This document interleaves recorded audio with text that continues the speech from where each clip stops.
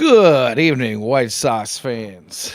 Today, at the time of this recording, it is Wednesday, September 3rd, 2025. We are in the final stretch of the regular season for this White Sox team that has zero shot at making the playoffs.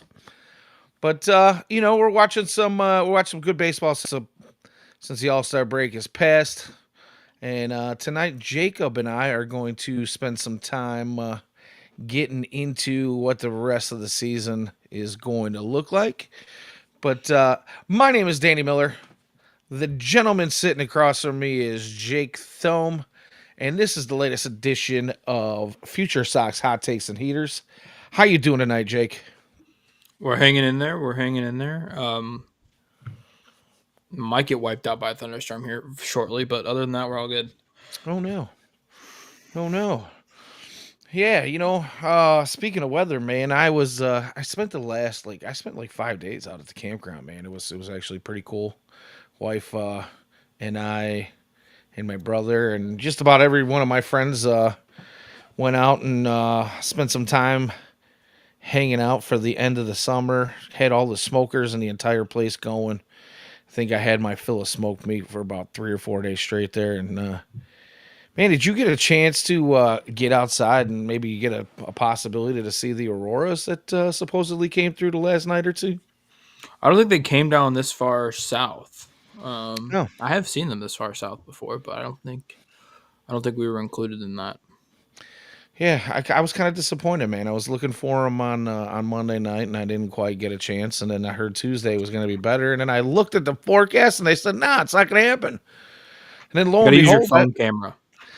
yeah, it definitely brightens it up. But I checked, and I didn't get anything where we were. I think there's just too much light pollution. But then last night, I see just not far from me, just a little bit east of me here at the Indiana Dunes State Park. Man, they had some amazing views apparently. So I was a little upset about that, but it is what it is, man. I saw them last May. I think it was May 10th last year, and we had that huge geomagnetic storm, and oh man, it was unbelievable. Like you didn't need a phone camera; it was like blazing lights in the sky. Naked eye, pretty cool stuff. So, anywho, man, the White Sox are currently in Minnesota, and we are watching Byron Buxton just go ahead and do what Byron Buxton does. He just hit a triple in the bottom of the fifth, and the White Sox are currently trailing 2-1 after a banger of a game last night where they defeated the Twinkies 12-3 with an outburst of offense and a bunch of homers. So let's get into what the White Sox season looks like the rest of the way out and what they've done with the roster since we've expanded to 28 here. What do you think right now? If you had to make a prediction, the White Sox currently sit 51-88 on their record, uh, and that's not including tonight's game, obviously. But what do you think the rest of the season looks like? Do you want to throw a late season prediction on what the win loss column looks like at the end of the year? My guess is 58. Okay. That's my official guess. Guest, Okay. guess. There he is. Yeah, I don't know. It's a pretty tough schedule. I mean, obviously, you still have the Padres again, or Padres in general, and then you have the Yankees again. Um, Yeah. I but mean, there's some if you other want to look easy. I at mean, it, you end with Nationals. the ones you haven't brought up, we got let's see, 23 left. I think we got one tonight, and then one more against the Twinkies, three at the Tigers, three more at home against the Rays, and then we go to Cleveland for three with the Guardians, and then three more at home with the Royals as well. Or I'm sorry, the Orioles as well, if I'm not mistaken. So yeah, I mean it's not exactly the toughest schedule, or not exactly the easiest schedule, but I don't know, man. I'm kind of hoping that the White Sox can pull one out tonight. That'll leave us with 22 games left on the schedule, right? And if they get themselves to 52 and 88 tonight, let's say, that would mean for the last 22 games they would have to go 500 to not hit that that really nasty 100 loss mark, right? If they could get to 63 and 99. I personally don't see it happening. But for the sake of argument, let's say it does. What have you to say about that? Yeah, Venable's got to get manager of the year votes. If that's the case, again, I don't think it's gonna happen. But like, if it does, I think he's a shoe in to get votes, not win the award, but get votes. Um, and yeah, you're looking at this whole thing next year a whole lot more excited than you are right now. Yeah, absolutely. And the thing is I hear a lot of you know chatter about what might happen with the White Sox draft lottery chances. And the reality is if they get to 62, 63 wins, nothing's going to change. Because if you look at Colorado picked in the top 10 last year and is not draft a lottery eligible. Washington chose number one last year. They're not draft lottery eligible. I think the two teams that you would have to worry about are like Pittsburgh and who's behind Pittsburgh as far So as you have that goes. Atlanta. Atlanta. Atlanta's on a little bit of a heater. The Twins would honestly scare me.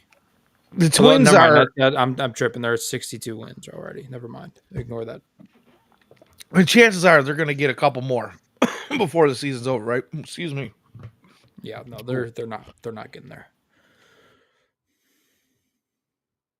So So, in reality, I mean, um, even if the White Sox, and I'm with you, I find it's going to be very difficult for them to even get close to getting 63 wins and avoiding the 100 loss mark. I would say that I'm somewhere in the 59 to 60 range myself. I think 58 might be shortchanging a little bit. We'll get into why a little, throughout this show. But I think the reality is it doesn't really matter what they do here the rest of the way out. Pittsburgh, I think, is already at 61 wins. Like you said, you got Minnesota at 62. The Braves are at what are the Braves? I think the Braves are at 62 as well, are they not? 62. Yeah. Yeah. So I mean, chances are that all of those teams are going to win at least one or two more games in the last few weeks of the season here. So even if the White Sox went on some kind of streak, we don't have to worry about them. Now, the other side of that coin is that it's only been going for a few years here, but the draft lottery for MLB, the team with the highest odds has not yet been chosen to pick first. So, as a White Sox fan, do you want to have that chance with the highest odds, or are you playing the past and saying no? I'd rather have the second or third highest odds because nobody with the highest odds has ever won before. If you It were a means it's betting man, due, right? what's that? That's how that works. That means it's due. That's what I would say. I mean, if you're a betting man never bets against the odds, does he? Right. He'll, I don't know. I want to have the highest opportunity, which it doesn't look like that's going to be anything of a worry for the White Sox. So, that's kind of where it's at. But as we move forward in the season, the Sox have made some roster moves to accommodate getting themselves to the 28 man active roster, and then they also move some guys around aside from that as well. Give me your thoughts on the players and the moves that have been made this week. Yeah. Interesting is the word I'd use. bringing up Bryce Wilson, I think, is odd, but hey, whatever. I'm glad to see Ramos got his shot. I feel like that was almost a shoe in once Robertson and Elko were already up. You needed a position player. It was either be him or Gonzalez, but Gonzalez had just got there, so that kind of makes sense. Clevenger is not up, and that was rumored, but hasn't happened yet, which is a good thing. Yet. Uh, yeah, keyword yet. So I don't hate it. I think Bryce Wilson's an interesting pick because of the bullpen arms they have already. I guess they're probably looking for another long reliever. I would assume Wilson's going to get starts. They also need to fill the Savale hole in the rotation now, so that kind of makes sense. But you also have 5 guys that are going to need to be added to the 40 At to avoid least. being rolled. Yeah. So I mean, honestly, and there's Tanner probably McDougal's one of them, so I would have called him up. yeah. See, now that's one that I'm like super perplexed about, right? And I mean, maybe we're splitting hairs here. Tanner McDougal's been on a pretty strict pitch limit for the last few months, but at the same time, this is a guy I think you want to keep moving. You want to keep plugging along. And the thing about September call ups is they don't count as an option. In Tanner McDougal's case, it would count as it. Obviously, it starts the service time clock, right? Any time up at the MLB level starts the service time clock, but you don't have to worry about it being an option. You can bring them up, and it doesn't count as an option against them because it's a September call up. So you don't have to worry about option years later. But yeah, I don't understand why Bryce Wilson, who it hasn't, he's been up and then back down and then hasn't done anything since he's gone back down. Why is this guy? He's pitching like a 7+ ERA, if I'm not mistaken. Correct? That's what it was here in Chicago. I don't know what he was doing in Charlotte. I stopped paying attention, but Yeah. And I mean, the thing is so we're looking at you brought up Rule 5. Who are the 5 names that you're thinking need to be protected right now? yeah, I'm totally stealing this from Elijah. McDougal, Mason Adams, Shane Murphy, Schwitzer, Paulette, and Davitt are going to all need to come up. Um, yeah, that's a lot of names. Yeah. And there's a couple names in there. I know a few people are like, "What? No, you don't have to do that." Like Tyler Schweitzer, he's a favorite of ours around here at FutureSox. He got brought up to AAA Birmingham. He went. I'm sorry, Birmingham. AAA Charlotte at the Knights, and he kind of went through some struggles, and then went back down to Birmingham and just absolutely lit it up. So maybe the move was just a little too early, but the guy's got electric stuff. He's a pretty phenomenal pitcher. So shout out Tyler Schweitzer. I do believe that is a guy you need to protect. So I have seen some of the tweets out there like, oh, they don't really need to worry about him because his AAA numbers weren't great. But you're looking at that as an armchair GM point of view. Other teams are looking at what he's done overall as a whole and what kind of stuff he's got. So yeah, I agree. He's got to go. He's got to be protected, right?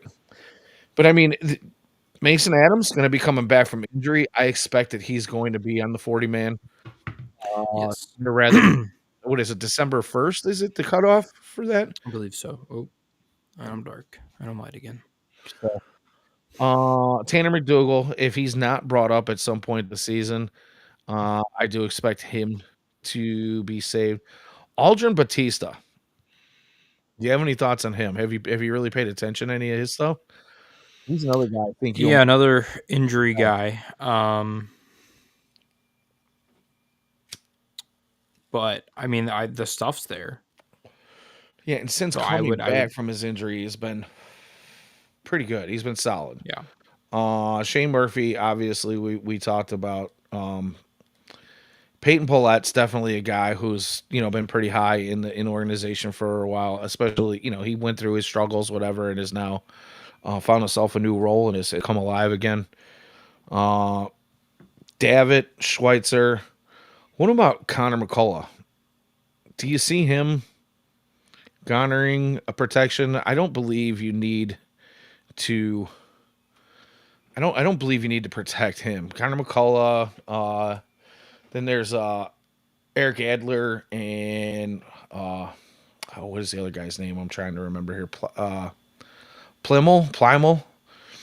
Chase Plymel, Yeah, Chase Plymel. his first name. Yeah, that's it.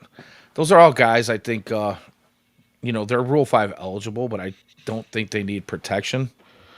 But the reality remains, it's like why are we calling up guys like Bryce Wilson right now? Right. Yeah, I don't know. I mean, there's so many guys that obviously we've just talked about that are going to need to be added. Um, and I mean, it won't be an issue for these guys. There's plenty of guys who they will easily offload either via trade or whatever this offseason.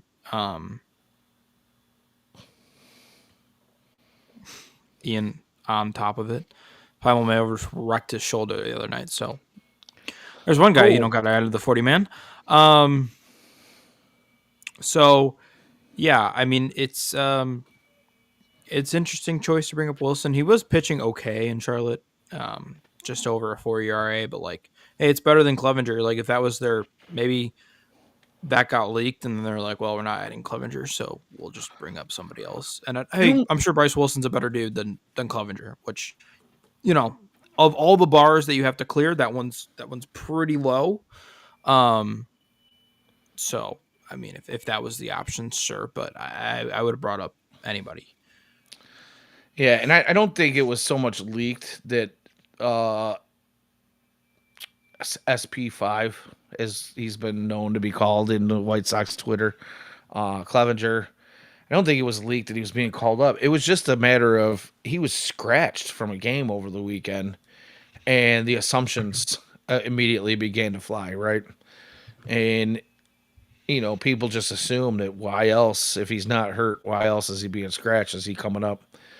We even had a text conversation with Ian earlier, talking about the possibility of maybe the getaway day. I don't know. I really hope not. I'd much rather see Tanner McNougal even on a limit, even if he comes up, pitch him out of the pen if you got to keep him on a pitch limit, but keep him rolling, keep him pitching, keep him throwing, and give somebody who has got a chance to be on this team in the future an opportunity rather than somebody who's just coming in here to eat a handful of innings and not really have the best optics for the team, i.e.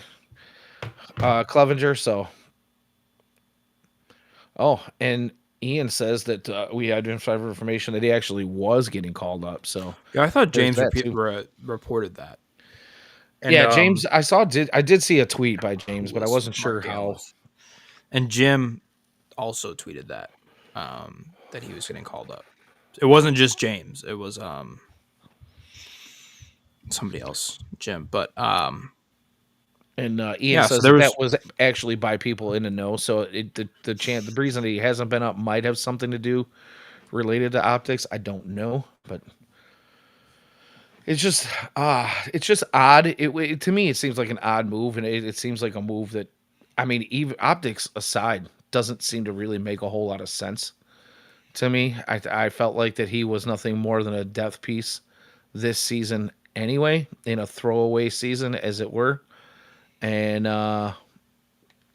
it just doesn't make sense to not give somebody in the future, or at least in the window of the future, what looks like could be part of the future, an opportunity here at the end of the season. Yeah. 3 Jameses that tweeted it. James Fagan, Jim Margalis, and James Fox. Yeah, I know. Yeah. So, I mean, maybe it was a publicity thing where like they saw it and I don't know. They call it Bryce Wilson instead. I have no idea. Either way, neither of those moves makes any sense to me. It's better than bringing up Clevenger. Well, that's what I'm saying. Bringing up Clevenger or Bryce Wilson, I don't get it. When there's other They talent. want someone who's going to eat innings, I guess, but McDougal could have done that out of the pen, in my opinion, anyway. I mean, why not? You decided to go a month of bullpen games anyway. Right. At this point, now you've got an extra pitcher to do it with. I don't know. Doesn't make any sense to me. So, as far as position players go, Brian Ramos, that move is taken. I'd say it's about 50-50 on the fan base if you've been paying attention, at least from what I've been seeing. What are your thoughts on him coming up? Have you paid attention to what he's been doing recently since he's come back from his injury? And then, of course, he's still only what, like 23 years old? Something like that. He's young. Yeah, no, I'm excited. I like Brian Ramos. I mean, I don't know if there's a serious player there, but like he was on the 40 man. You might as well give him a call, see what, you know, you have 2 weeks. I mean, if there was anybody in Charlotte that I think was deserving of a call, it was him. Um, we'll see what happens of it. He picked up a pair of RBIs last night. He's still only 23 years old, as you mentioned. Sure. Yeah, I mean, we could take a look at. I texted you something that I found that I saw from a redditor, and I'm just going to go down this because as we sit here and talk about the future of the ball club, right, and guys that look like they could be part of the future. Post All-Star game hitting, and you sent me something as well too that I think we can probably get into a little bit here. And this kind of piggybacks off of what we were talking about, the possibilities of the White Sox maybe getting to 59, 60 wins. But I'm going to run down the list of what I got here, and then if you want to go over what you had, we can do that right after. But just for the sake of what the future of the roster looks like, and guys that should be coming back and should be here next year. Post All-Star game, WRC plus. Kyle Teal, 144 WRC plus since the All-Star break. Colson Montgomery, 128. Luis Robert Jr., who is now on the shelf with a it was a hammy or a groin. So we'll see how that goes, but he's a 125. Post All-Star break WRC plus. Edgar Carroll, 117. Brooks Baldwin, 110. Lenine Sosa, 109. I feel like Mike Talkman has a shot at getting his he's on one more year a contract. He's at a 108 and 119 on the season. So he's actually fell off a little bit since the All-Star break. And then Chase Mydroth is at 105. So when you look at that, and Vargas at a 134 actually kind of shocks me a little bit. Because I felt like he fell off a little bit, but apparently he has not. So looking at that, do you think there's an opportunity for Brian Ramos in there if he does what we think Brian Ramos can do? Maybe. Can you learn left field? No. Or first. I mean, there's another opportunity. No, I mean, Elko's not doing what Elko does for sure. yeah. I mean, that's the issue with these middle infield guys. They have so many of them. Like Joel Perez just hit 20 home runs. He's only 20 years old. I don't know why I'm bringing it up, but like Antonacci, Bergola, like there's a bajillion middle infield, prospects that the Sox have, and it's like, all right, what are you gonna do with all these guys? Because you can't. They're already like near capacity. Like somebody's gonna, and you only really have like one left field spot open for next year, and I think Brooks Baldwin is probably, Benintendi's still on the books. You're probably not trading that contract, so like you're probably stuck with Benintendi anyway. Like they're gonna have some real interesting decisions here shortly because their only holes right now is at first base. That's their only position held by a and left field. Those are their two holes. So you think they held got by a third base figured 9. out? Vargas has got a 134 WRC plus since the All Star break. Okay. Yeah, I'm not ready to crown him. That's all I'm saying. I'm not ready to just hand him third I base. mean, I'd play Miggy at first, and then I'd put my draw. No, I'd put Sosa at second, Montgomery at third, which I hate because he's been elite at short. And then my draw at short. That's what I would Okay. do. All right. Anyway, And, but and yeah, obviously, all this is way too early. But I right, mean, it's right, right, fun to right, right. explore what we were looking at right Yeah. now. So I mean, like that's the thing. Like I think everybody thought the offense was going to be anemic, and it turns out like the pitching staff's the issue. Um, and the crazy thing about that list, right? Teal, Vargas, Montgomery, Robert Caro, Baldwin, Sosa, Talkman, and Robert are the only like veterans on that team. I think they're the only two players over the age of 25. Yeah, Because I think Talkman Vargas is clocking in at 25, like 34. 33. Yeah, grandpa. Like that's the big part about this is they're all extremely young.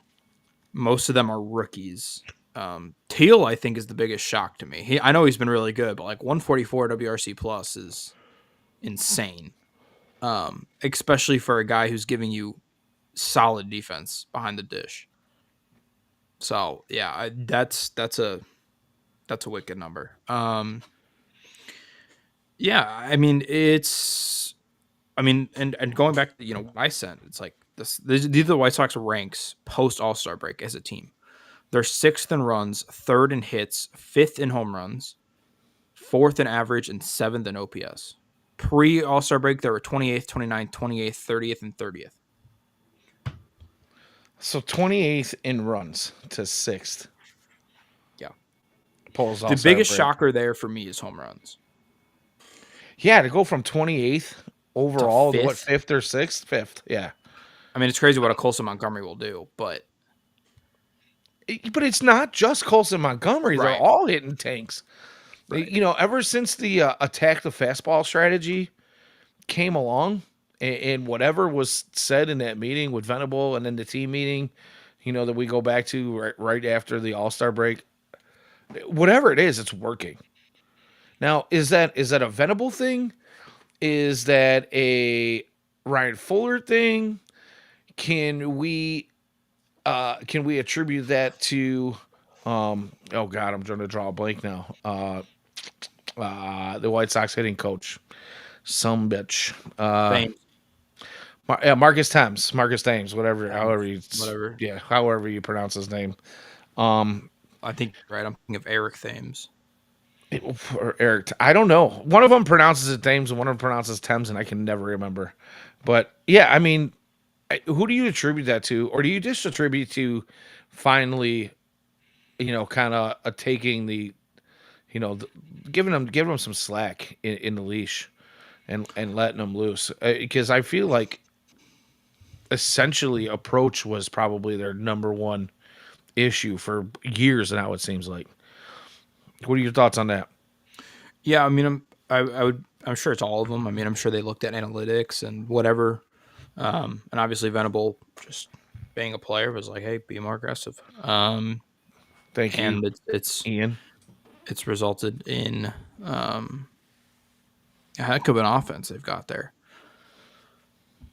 Marcus Thames, Thames, and Eric Thames. There you go. All right, legendary cool. Milwaukee Brewer for what, a season and a half. Anyway, um, he had a like Andrew Vaughn type run. Anyway, back to topic. No, I mean I think it's a combination of everything. I mean I'm sure there was analytics that went into it. I'm sure there was just kind of a general baseball knowledge from Venable that was like, hey, probably should be more aggressive. I don't have the numbers, but I'd be interested to see what the walk rate did. Because it does seem like they're taking less walks, which is fine if you're going from 30th to or 28th to 5th in home runs and 29th to 3rd in average. I'm okay not walking, but yeah, I mean it's a really really interesting switch up that has happened here and a good development. All right, so that leads me to question: what are you a bigger fan of, WRC plus or OPS plus?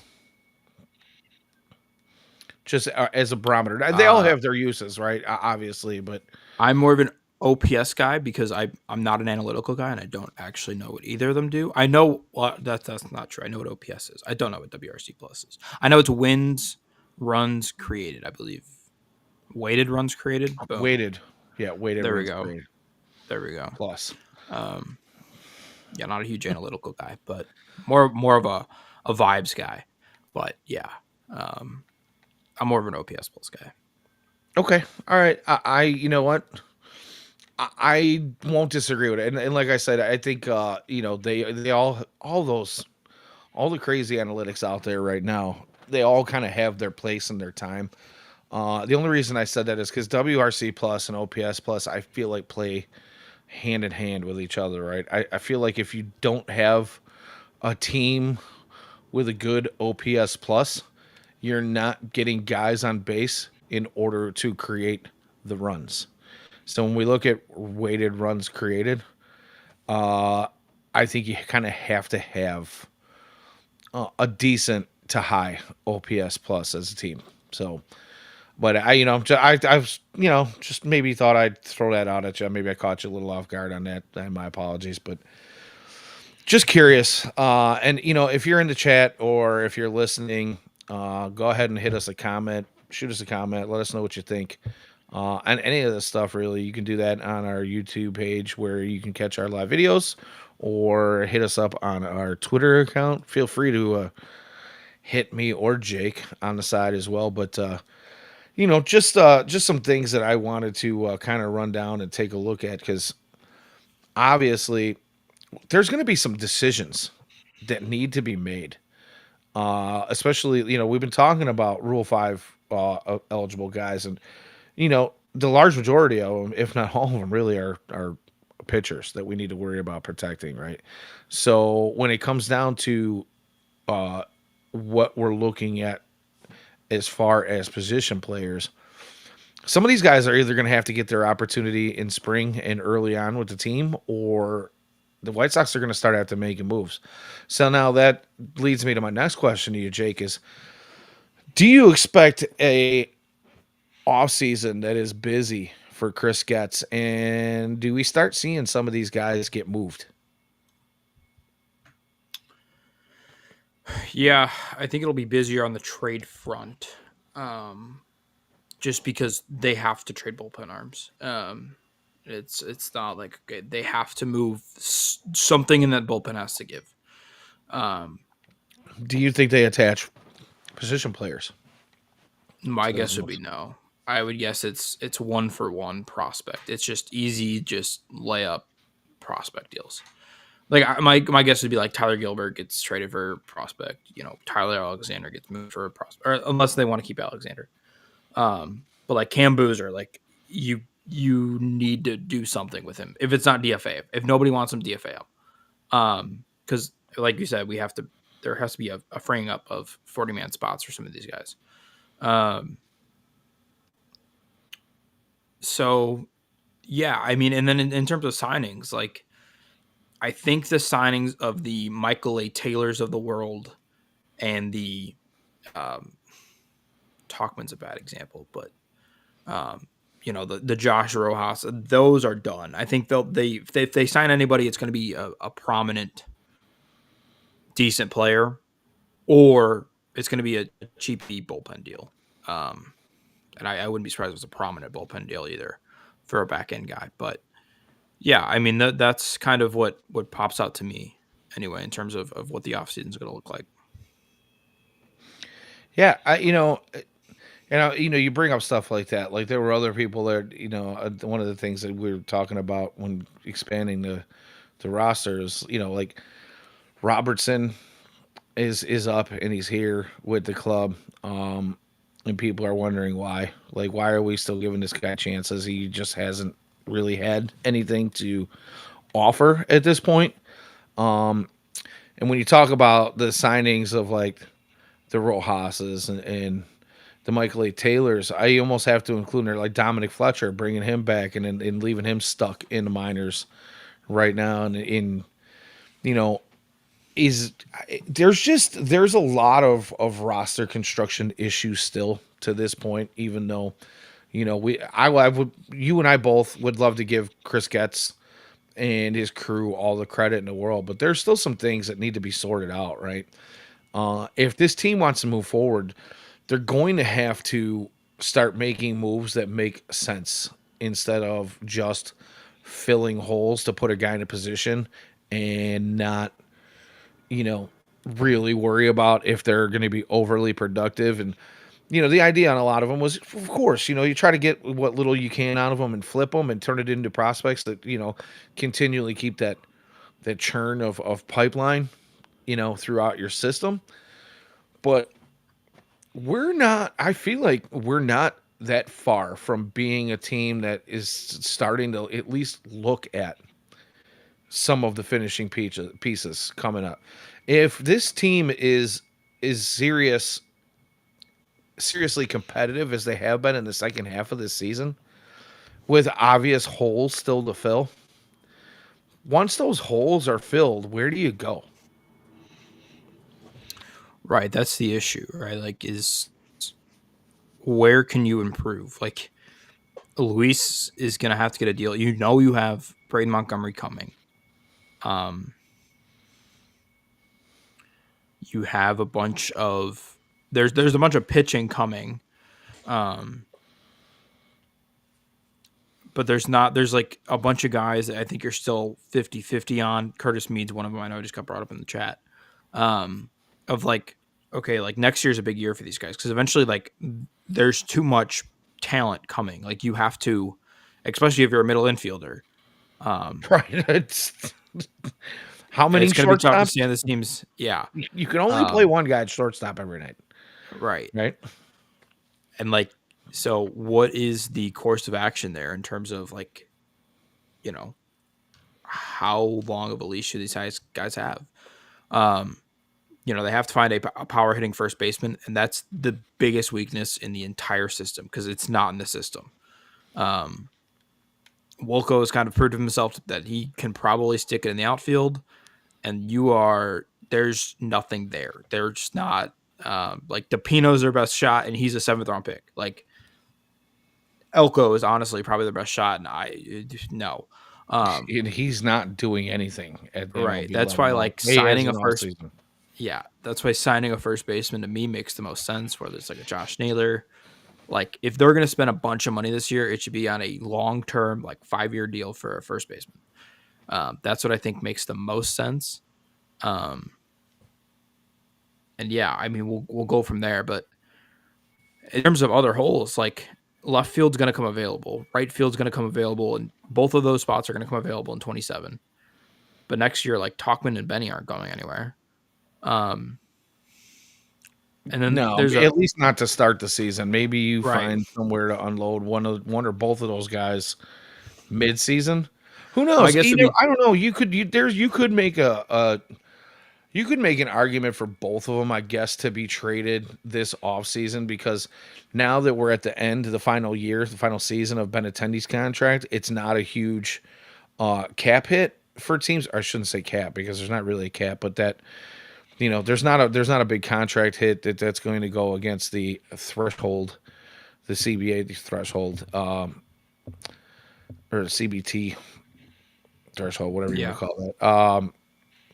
Talkman, even though he's going to be 34 next season, has played. I mean, he's been solid the last few years. It's not just with the White Sox. He played some. I mean, he played over 100 games like 2 years in a row for the Cubs and was fairly decent for them before coming here. He just does things quietly. He's just Yeah. not super flashy.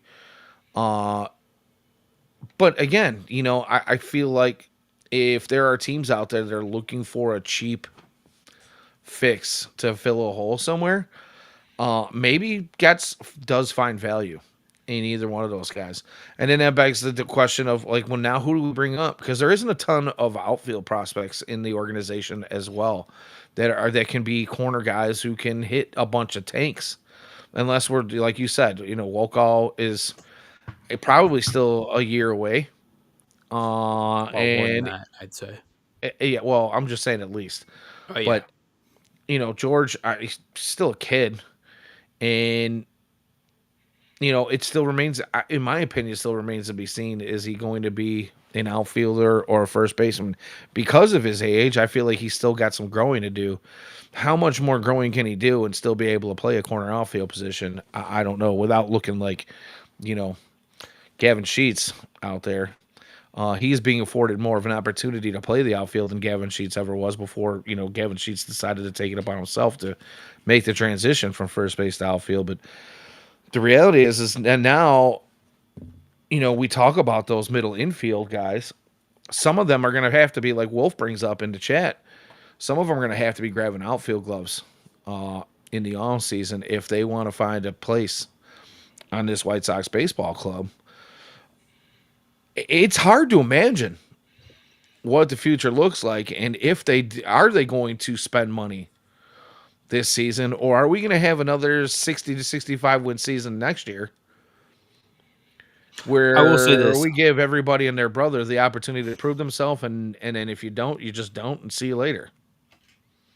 I think without spending money, they'll be a 70-win team next year. Well, that's if the pitching pans out. But again, we've got a Right. bunch of guys coming back from injury, so there's not necessarily. I don't want to. I think this coming season is going to be the most difficult season yet to make any real prognostications on win-loss record and what the roster might look like at the end of the season by the end of next year. Yeah. Agree. All right, what do you got up for us next? Anything you want to talk about? Um, Not really. No, I'm just kidding. I didn't have anything on mind. Do you have something on mind? No, I mean, really, that was it. It's just kind of. I don't know. I'm still perplexed at some of these moves, and I'm still having a real difficult time. If I were GM, if I was in Chris Ketch's shoes, what is my direction from here on out? Uh, he says Wolf Larson was talking about. Oh, he was intrigued by Murakami. the Japanese guy we were talking about last week. Yeah, Murakami. Uh, I guess is going. Is he? I don't think he's been approved yet. I don't think that process even begins yet. I think it's kind of something that's in the Yeah, I don't know process, how but that works. he's going to look to make himself eligible to come over and play in the U.S. Dude, If you're gonna make a free agent signing, that's the one you should make. If you're gonna go all in on one player, that's the guy you should grab. He's going to LA though. What? That's pretty much done. you think so? I Think would it's going to be bet L.A. or loaded somewhere on the money. West Coast? Dodgers, Angels, maybe the Mariners. I mean, I think we're David brings this up. Like the outfield is going to be the same as it is now. Braden Montgomery will be here sometime next year. He will not crack the opening day roster unless he has an insane spring, but he will be here unless something goes Colson Montgomery type wrong. Like he makes the most sense to me is he's the trade deadline guy, and they trade Talkman at the deadline and bring up Braden. That to me makes the most sense. Like that fits that timeline, and then he's your right fielder. Because I don't think they're going to trade Luis. I really don't. I think Luis is here for the long haul. So you think they give Luis the contract? Yes. You pick up his option? I almost Yes. feel like you have to at this point. Or they decline the option and they Bring him back on a cheaper contract. re-sign him to it. Yeah. Because you have to argue with Luis. It's like, all Oh right, nobody's shit! going to give you 20 minutes. What's up, beef? What up, Um, beef? I'm glad he's here. Actually, I want to revisit something from last week that I never actually reached out to him about. yeah, go ahead. So, beef, since you're here, uh, and I don't know how how in depth you're going to want to get into this over the chat, but we talked a little bit about Ishbia last week after I had seen you at the ball game for when they honored my niece's softball World Series softball team on the field. And you and I talked in the stands a little bit about, holy shit, this is a fun White Sox team, and now we have Justin Ishbia on the in the ownership group. So beef, is there a way? And correct me if I'm wrong, but is there a way for Justin Ishbia to influence the money spent on payroll without screwing himself as far as being able to buy remaining shares later on? Or do you think that that is something that he should be looking at doing and forget about what the valuation of the shares and the ball club are later when it's time for him to take over as the oh, what is the word I'm looking for, as the prime stakeholder, the prime shareholder? Hopefully he's still here, but answer that. I know that was a lot of mumbo jumbo, but Number 5. what's that? Number 5. No, nothing. Number Right over five, your what? head. I finally snuck a reference past your head. Mambo number 5. No. Oh, okay. So he says yes. To his knowledge, he can inject capital into current operations. Does that include payroll though? That's my biggest thing. Like, can he do that without stepping on other shareholders' toes, or is there something? Because we all know that pretty much it's given foregone conclusion that the $12 million that was dropped in the Dominican on that new facility in the Dominican Republic, people are pretty much saying that that was him, and I mean, for him, that's like pocket change, as Bruhan Luke would say. That's like picking lint out of his pockets. you know, uh, I don't know. I felt like I read something, but you know, I don't understand why people think that it's probably going to be later rather than sooner for him to invest in the payroll.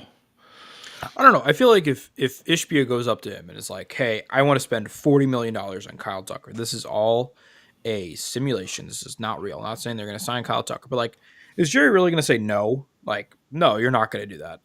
You're not going to use your money to sign a free agent.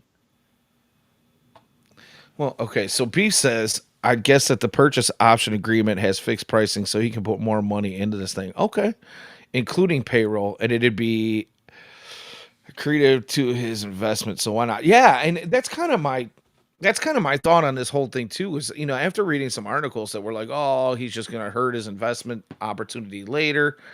But when you look at the valuation of the team as it stands right now, where it's like 2 billion or 2.1 billion, whatever. Well, the last time I looked at it was, if the White Sox go ahead and decide to start spending money on payroll and they start winning, and you know people start spending more money on merchandise and at the ballpark, and the valuation continues to rise as the team gets better. To me, in the long run, like, any valuation of the team that increases in the long run is beneficial to the guy who's going to be running and owning more the majority. He's going to be the majority shareholder. Like, I don't see how that could hurt him in the long run. So I don't know. I just wanted to bring that back up because we talked a little bit about it last week, and I thought that it was an interesting subject when folks are saying that's probably not going to happen anytime soon, and I find it very difficult to believe. So thanks for chiming in on that, Beef. Much appreciated.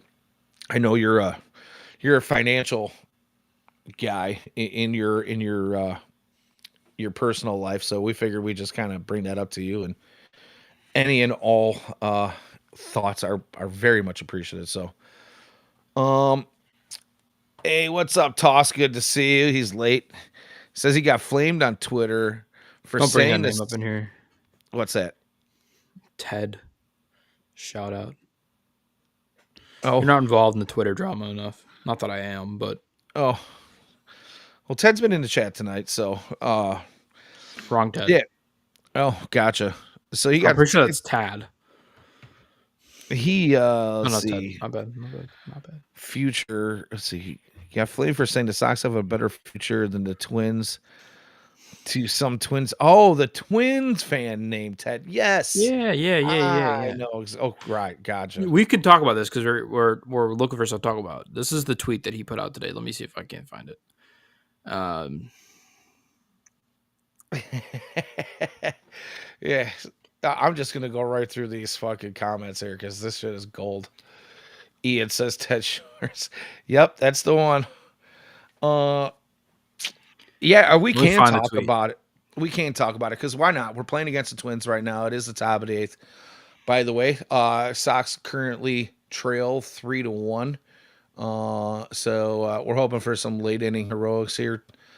To maybe hopefully get us closer to that 60 win total and get Will Venable some meaningful manager of the year votes here coming up at the end of the season. But anywho, uh, the Twins and their future. Right now, the Twins, especially their pen, looks absolutely atrocious, right?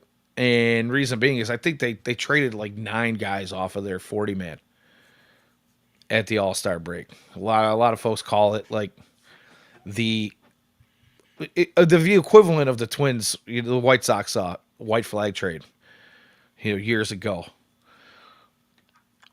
Do you think that the Twins have a better future than the White Sox, or do you think that's just hogwash? Yeah, Hogwash. I mean, like the whole argument is like the Twins have a better farm system, but like they still have that owner, and like Jerry's leaving in 5 years. Like, yeah, we're White Sox are way better off. Oh, and that's a great point because now we talk about adding money And to the payroll. plus, the Sox have. The Sox have what? Did I lose you? Are you still there?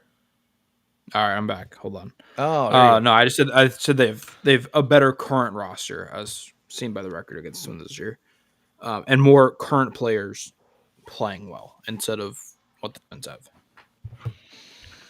And you heard it here first, by the way, folks. As I'm reading in the chat, sounds like Beefloaf is reaching out to invite our very own Ian Eskridge to do an episode of the Au Jus. So be on the lookout for that. Ian says he's up for it. Always a good time when the two of them get together. And then Toss says he just sent you something on Twitter. But when we talk about the future of the Twins and the future of the White Sox, you can look at all the trades they made this year and the amount of prospects they picked up to better their farm system. And, you can call it the equivalent to the white flag trades, whatever. The white, just throwing in the towel on a 2025 season. We talking about Ishbia here just in the last few minutes. The only thing about him adding payroll is Jerry's not going to be here. If we've, if the White Sox finally decide we're going to go ahead and throw out that 5, 6, 7, 8, 10-year deal, Jerry Reinsdorf is not going to be here to see that deal come to its end. So again, why would he care if there is money injected into the ball club and if the valuation of the team goes up by the time he's ready to sell? Right. Right? Yeah. Yeah. I don't. There's nothing in my mind that says that the Twins are in a better spot than the White Sox. Also, if you missed it and you don't have Ian's tweet note is on, Shane Murphy got promoted. That's what was being talked about in the chat. Indeed. Which fun pitcher, Shane Murphy. Yeah, absolutely. And again, we talked about them earlier in the show today. Another guy that needs to be protected for Rule 5. So good to see that he is being promoted and added to the 40 man. Yeah. Good stuff. So No, to Charlotte, not to the Sox. Is he not being added to the 40 man with that promotion though? I would assume not. No. Okay. Either way, is Clevenger still coming up? Baseball Toss wants to know. That is the question of the day. There has been There has been some chatter amongst some folks that our people here at Future Sox are in the know and say that it was a thing, although it has not happened yet. So we're not 100% sure. Uh, Ian says maybe it happens in getaway day. We don't know. Um, I'd much rather not see it. Again, Tanner Hopefully he's hurt. McDougal would be, yeah. Maybe the scratch was something else, but for all intents and purposes, it sounds like sources of Future Sox are saying that it was at least a plan at one point, whether or not it remains to be seen. Why is Big Bryce up? Wolf, that is the question of the day. We kind of addressed that early in the show, and nobody has a good answer for that. Nobody has a good answer for Bryce Wilson being up. The guy's been shelled numerous times, and there are so many other names. Tanner McDougal, sorry, buddy. We're all pulling for you. I don't know. It Yeah, doesn't the, make the sense to answer I us think is either. length. But and then he Oh, just started in Charlotte tonight. Yeah, my guess is that he either A got hurt or B they like saw the negative press and decided to go a different direction. But like you have to know that there's negative press. Like that's like the whole Clevenger thing. Is he's a bad pitcher and he comes with bad luggage. Like that's you know that. Chris yeah, Getz isn't stupid at that. I don't know if they was yeah. that Did shocked. they really need to see the outrage and the negative publicity to turn around and make that decision? They pretty much know the fan base is against him coming back and pitching in Chicago anymore. I Makes you think that wonder that the his friend in the front office is the one that's like, "Hey, let's get him up here one last time." And they went with it. And they're my like, other "No, you know question is what? like, did Screw that you." friend get bought out?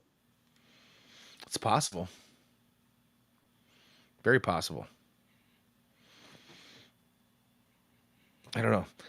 That's so now. David Rocca says he thinks the front office is afraid of adding to kids because of injury and pitches already. So we get losers. I don't know if we get losers. Yeah, I mean Bryce Wilson. You know what you get with him. I don't know if I'd call him a loser, but he wouldn't be my first choice. Right? He's just not the guy I want to see. To play devil's advocate, the two pitchers they added last year have severely dropped off from last year in Iriarte and Sean Burke. So maybe there's something in there that they just didn't want to do it. Yeah, it's possible. Maybe the thought, and this is a wicked, this is like tin caps type stuff. So you're able to get StatCast data on these guys, right? If they're called up, and maybe that gives you more opportunities for like advanced scouting. You have more tape on these guys, right? And so then it's not a shock when these guys come up, and that's what hurt Burke and Uriarte. Uh, all right. I don't know. That's my only thought process. I don't know. All right, tossed. We kind of talked about this one already. He says, "Is Braden Montgomery going to be starting right fielder in 2026?" And to start the season, I'm going to say no. Talkman's still under contract for one more year, unless he gets traded in the offseason. I'm going to go ahead and say He's still that he's ARB too. He's not even under contract. Like he's a cheap contract. He's an ARB guy. who Talkman. Talkman. Yeah, he started late. Yeah. But yeah, I don't see unless he gets traded. He's going to be your starting right fielder. You can pretty much pencil him in as a starting right fielder right now. Now, Braden Montgomery, as long as he doesn't injure himself, even if he has a big spring, I don't see him getting the call up right away. Just because I feel like he's probably going to be a fourth outfielder if you were to bring him up right away. And the best thing for him to be would be to stay down and get everyday playing time instead of wasting away on the White Sox bench. So that would just be my personal thought on that. Whether or not the White Sox go a different direction, completely, possible, but unlikely, I think. Yeah. My thought was they move him at the trade deadline. And that's whenever Talkman, they trade him, Talkman gets paid yeah. at the deadline. Then whenever he gets traded, they bring up Braden. Because I think that fits Braden's timeline and everybody's timeline. My guess is he does get sent to Charlotte. It's rare that they move guys straight from Birmingham. Obviously, Grant Taylor happened. Popeye Rodriguez happened. The pitchers are more Easier. often you're going to see they're easier to skip, especially when you're going from pitching in Birmingham to pitching in Charlotte. I think that's actually a safer move, just because again, you don't want guys to go out and get shellacked in Charlotte just because it's a bandbox and everybody hits the ball well there. So it could be a blessing to not have to pitch in Charlotte before coming up to the MLB club and having your confidence absolutely rocked before getting here. So yeah, it's pitchers are just easier to do that with. Position players, I would actually like to see position players get time in Charlotte where the best pitchers in AAA are at, including some of your MLB pitchers that are either on the last leg of their career or rehabbing from injury. You're going to get your better taste of real MLB pitching there, or at least as close to possible there. So I'd like to see Braden get some time there as well. Yeah. Let's see. I love how he's mashing in Double A, where the fields are massive and they still give up triples or doubles. Yeah, I mean, no doubt, David. It's if you can hit in Birmingham, chances are you can hit just about anywhere. Unless you're Colson Montgomery for whatever reason. You mash in Birmingham, you go to Charlotte and you stink, and they're like, hey, you know what? We're gonna send you back to Arizona, and then you can come back and be the second half MVP Yeah. in like all of baseball. Yeah. Right. So, yeah, you know what? We're at 102 here on the clock. Why don't we go ahead and wrap it up there? First off, again, as always, thank you to the chat. As Beeflo said earlier, smash the like and subscribe. You guys, the chatters are always awesome, keeping us going. I don't care. Some of you guys were apologizing for being late. It doesn't matter. We very much appreciate you. By the way, Sox has something going. Caro's on with a base hit in the top of the ninth with one out. So we'll see what the Sox. Maybe we'll stick around till the end of the inning here and see what the Sox can come up with. We'll talk our way through that. But in the meantime, I'm going to go ahead and do my sign off stuff like I started to do here. But yeah, as always, make sure you smash that subscribe button, break your keyboard, hit that thing, hit the like button as hard as you can. Our super chats, anytime any of our Future Sox shows are alive, super chats are open. Whether it's here with Jacob and myself, you can also send super chats out to James and Ian if you like the content, as well as the guys over on our other podcasts with Elijah, Jeff, and Dylan Nazis. If you like our written content and you want to check out our blogs, you can find that at FutureSox.net, as well as finding our exclusive content behind the paywall. It's a $2 monthly fee for Patreon, or I should say monthly donation. Patreon to get our stuff that is exclusive. A lot of guys putting in hard work and bringing you all their rankings and all of our prospect write-ups as well. And of course, if you like highlights, you can find it here on our YouTube channel as well as on our X/Twitter feed. Ian works extremely hard to bring you as much minor league baseball highlights, sometimes lowlights, as possible. He spends a ton of time doing that. So, if you can, give him a shout out, give him a thumbs up, but definitely give him a watch and take a look. And we're just going to sit here. We're going to hang out here and we're going to give out some hot takes and heaters while we watch the top of the ninth for the rest of the way here. So, Jake, you want to go ahead and Ian says he may or may not be cutting up videos as we speak at the moment. That's kind of funny because I know he is. But Jake, why don't you got any hot takes or heaters for us this week? First and second, by the way, one out. Yeah, giving you a heater to Kyle Teal. Dude's got like 1,000 OPS last week. I'll take that. Also, Edgar Caro, who homered today and just singled. So Yeah, you know what? I'm gonna ride my horse that I've been riding all season. I'm gonna my guy.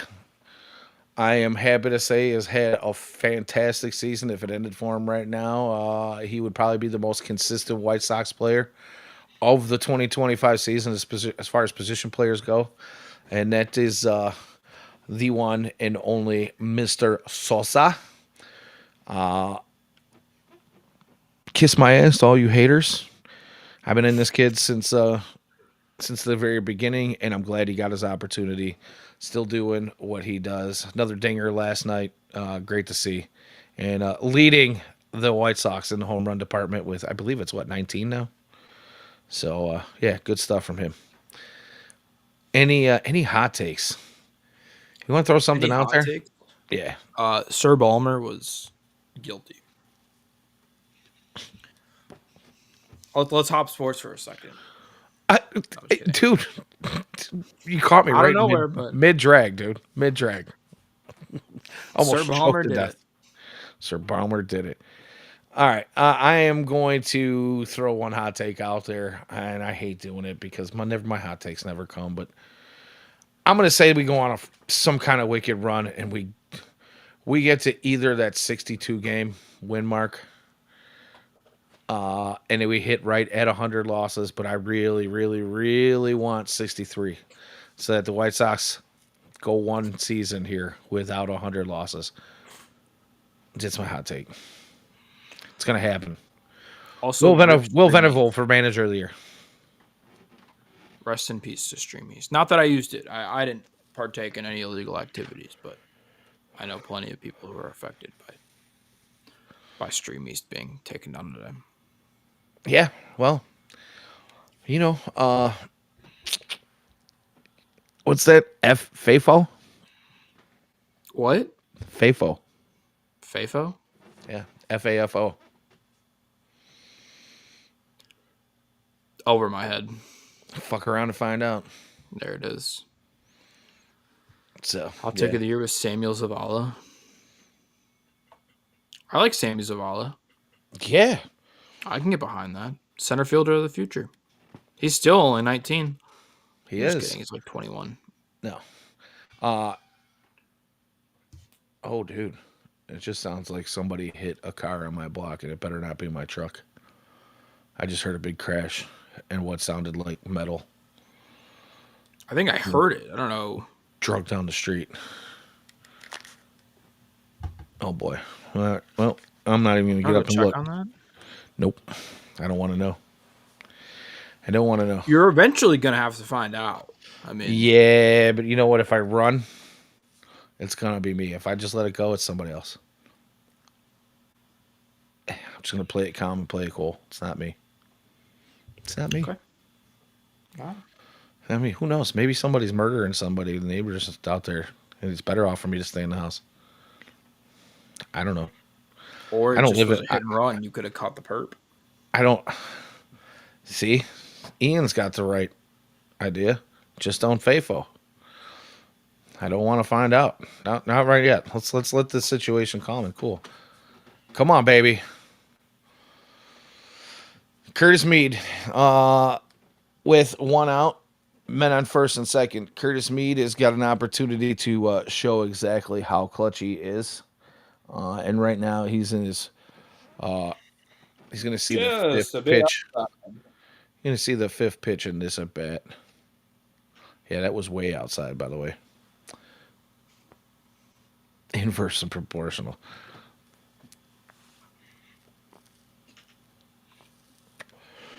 Yeah, buddy. Let's go. Let's go. We need this one. We need this one. By the way, oh, nope. Big swing and a miss. Anyway, if you're listening on the recorded version, you can probably Yeah, Go you ahead. should have turned this thing off like 10 You minutes sh- ago. Yeah, you should have shut this thing down right after hot takes and haters because right now we're just waiting out the end of the game. So again, thanks for listening. But there's probably not going to be much of substance here tonight. And by the time you are listening, whether it's tomorrow morning or the day after, you're going to know the result of this game. So we're just hanging out for the Chat, win. give us more hot takes. What do we got here? Yeah, what do you got, Ian?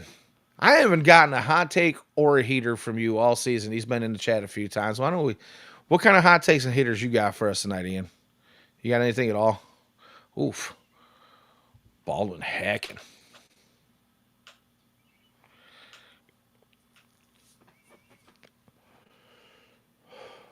All right, we got Baldwin. It's a 1-1 count with 2 outs. Men on first and second. Good take. David says, I like Brooks, just needs more pop, and then he can be left field. I mean, the pop seems to have been coming here lately. He obviously has potential for some power. But yeah, I agree. I think he's going to have to spend some time in the off season, obviously learning the position on the fly. He's made some plays. He has definitely looked better and looks like he's getting more comfortable in the outfield recently. I would like to see what he does with the off season. Here we go. There's a base hit for Baldwin. Runners on first and third. One crosses the plate. Still 2 outs. So we are down 3-2 with first and third. Baldwin with a broken back flare out into short right field. Sir Taylor. David says we're on some sign of delay. Yeah, I'm currently watching this game via ESPN like updates because And I'm watching on the CSN app or the CSN actually. Or CHSN, whatever the hell. But yeah, I don't know. I wonder if I'm my far away stream from my TV. wonder if my stream's just slow. Here we go. Ian's hot take. Colson Montgomery will have 120 home runs next year with 140 total hits. I mean, dude, it sure looks like that might not be all that spicy. I mean, the 120 home runs part is a little spicy. But what's he on pace for? If he were to play a 162 season, Is he in like a 60 home run pace right now? it's gotta be. It's gotta be. He's on a faster pace than Nick Kurtz. Had he been playing the whole season, I think Nick Kurtz, the only category Nick Kurtz would have him on is probably, average, obviously. But I think Colson's OPS might be a little bit better. Although Nick Kurtz does get on base a lot. Yeah, I was about to say I don't think that's Nick Kurtz is insane. I'm glad we won't have the Hagen Smith versus Nick Kurtz conversation. I'm glad Let's that figure it out. Colson Montgomery. How many games has he played in now? Let's see. Colson Montgomery has 48 games played. Tonight will be 49 with 16 home runs. So 16, 32, 48, plus another 12. That's another 15 games. He's probably in the 56. I mean, just doing really quick math. He's got what, 16 and 48? Yeah, it'll be 49 tonight. So I'm just doing it like 54. Yeah. Not bad. No, not for a shortstop. He'll take that. Not a rookie shortstop. Yeah, in general, yeah. Oh, Who come also on, stay fair. has 5 outs above average. And the White Sox take the lead. Are you serious? Yes. White Sox are up 4-3 on a Michael A. Taylor double. So do we just stay on for the rest of David this Ro- thing? Or? David Rocca says I am quiet. He's like, yeah, because he's ahead of us in the. Well, we appreciate it, David. But yeah, That's funny. I mean that ball was laced just inside the third baseline, and with two outs, everybody was on the move immediately. So Brooks and company score, and the White Sox have a one-run lead in the top of the ninth. So, I mean, it's up to you. You want to stick around? I I'm got good. nothing Chat's going I'm on enjoying tonight. it. I'm good. We'll hang out here Yeah, absolutely. as long as my Wi-Fi holds up. And that'll do it. So the White Sox are going to go into the bottom of the ninth here with a one-run lead, and let's see who they bring out to close this game out. Is it gonna be Mr. Wilson? He pitched yesterday. Oh, it better not be. I'm wondering if Fraser Ellard gets an opportunity here. Wilson. Yeah, hopefully no Bryce. No, it won't be Bryce. There's no way. He pitched 2 yesterday. Steven? When's the last time Vassell pitched? Are they gonna bring in Taylor? He seems I mean Taylor has been in though. his Taylor peripheral. pitched the last inning and a half. That's what I'm saying. Are they gonna go back to him? I doubt it. I doubt it too. His peripherals have been pretty Oh, awesome. Vassell already pitched this game. It's Jordan Leisure. Oh boy. Oh boy. Jordan Leisure. Mr. Low Leverage. Here we go. I can't. How many times do we need to see this guy in leverage situations? I just don't get it. Like, is this just like, hey, we're gonna give you enough string to hang yourself? Type of deal, like figure it out, or you're not gonna be back next year. That's got to be it, right? I mean, man, that ball hit the chalk. Michael A. Taylor with the clutch double. I mean, literally just on the edge of the chalk, the outer edge of the chalk. Trying to figure out who was available.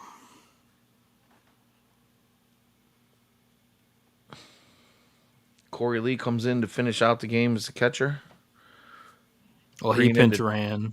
Bringing into defense. Oh, he did. He did right. He did pinch run for Carroll, right?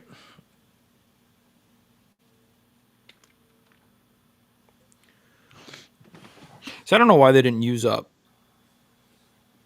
Leisure earlier in the game. I would have much rather seen Wiekelman in this situation. Wink. Wiekelman hasn't pitched since. Oh, where was Monday. that pitch? You don't get the call on that. I mean, it had the whole zone. Wow. Okay. Alexander could have pitched. I don't know. Leisure is a wicked choice. And right off the bat, Buxton's going to come in and hit a easy stand-up double. Hit that one almost 109 exit velocity. I mean, 96, damn near middle. Low leverage Leisure should be his new nickname, by the way. I'm proud of that one. Oh my goodness. I mean, again, not that any of these games really matter, but like, what are we doing? What are we doing? I can't wait to The White Sox are 0-72 when trailing after 8 innings this season. Wonder why? You get the lead. You get the lead back, and you bring in freaking Bryce Wilson and Jordan Leisure. God, I've seen this movie a million times before.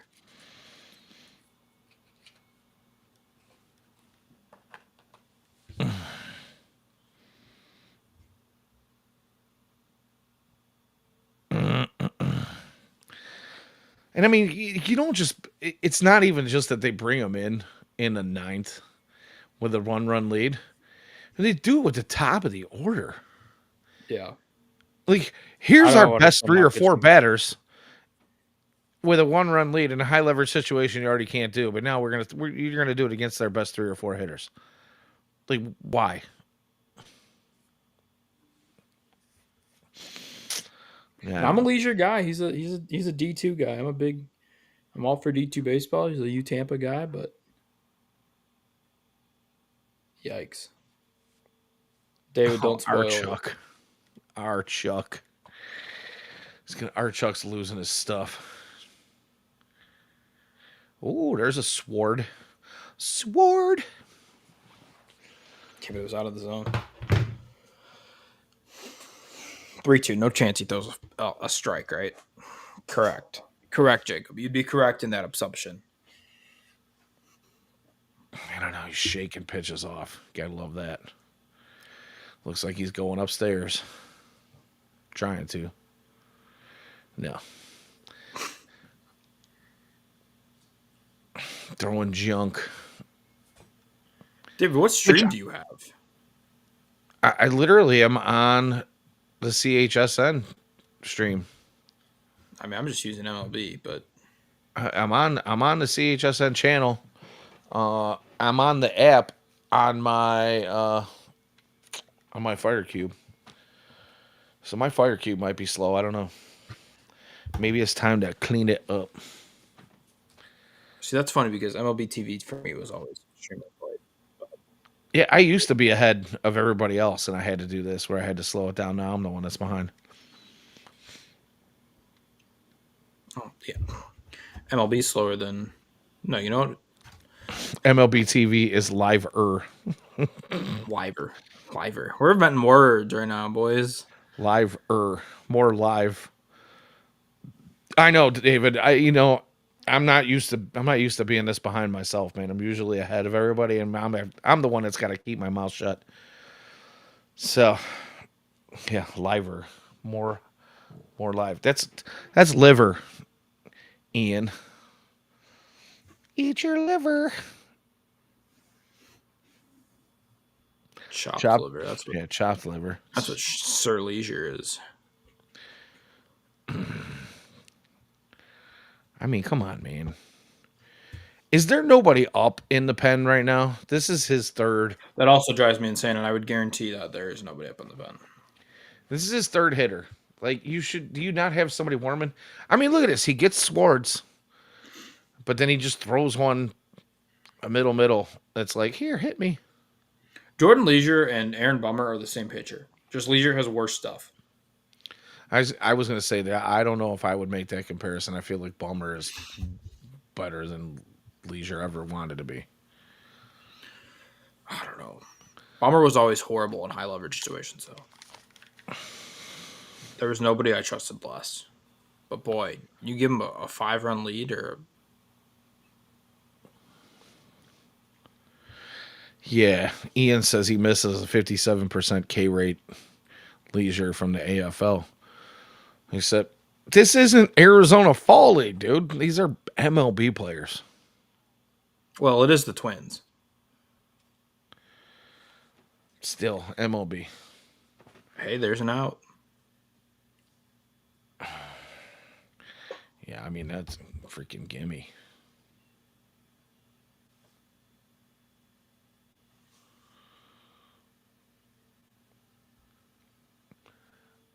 I mean, It'd be kind of funny if Outman was the one to end it against us because he was mocked in so many trades for the White Sox. all right. And figures he hits at the Benintendi charging. Because Benintendi, I mean, if Benintendi's not charging that ball, Buxton might take third from second. Yeah. Buxton knows his arm. Buxton might be like, screw you, I'm going.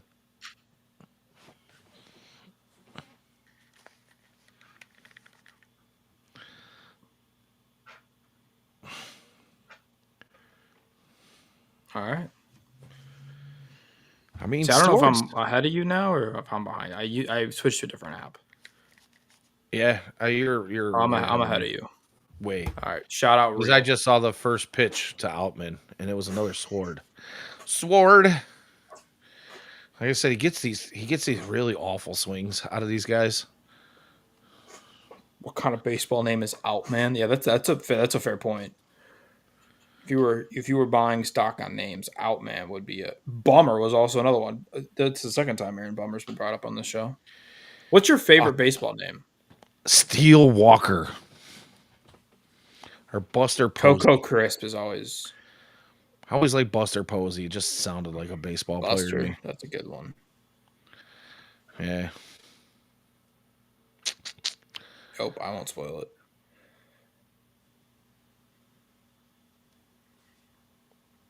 General Booty, not a baseball name, but a football name. There you go. General Booty's a good one. So how many outs you got up there? 2 outs. Jeffers is at the plate. He's going to see his first pitch. And it's over. Way to go. All right. So that's it, man. God, I gotta talk crap about players more often. Let's see. Ian says he has an excellent Steel Walker video for me. I can't wait to see that. 205 straight losses. Hardmore Gamer, welcome to the chat. What's going on?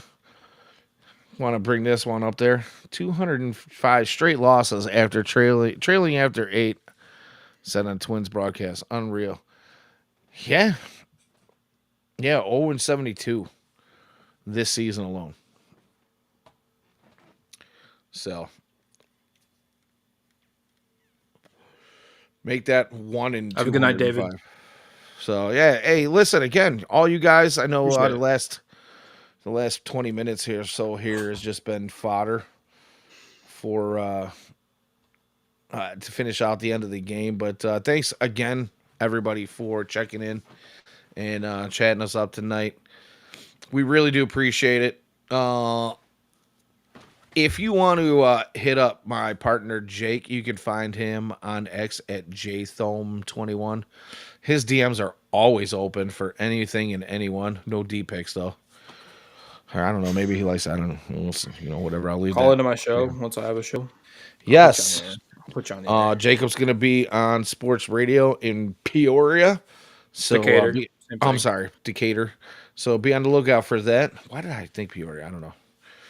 Anywho, be on the lookout for that. You can find me on Twitter /X at Danny Miller FS.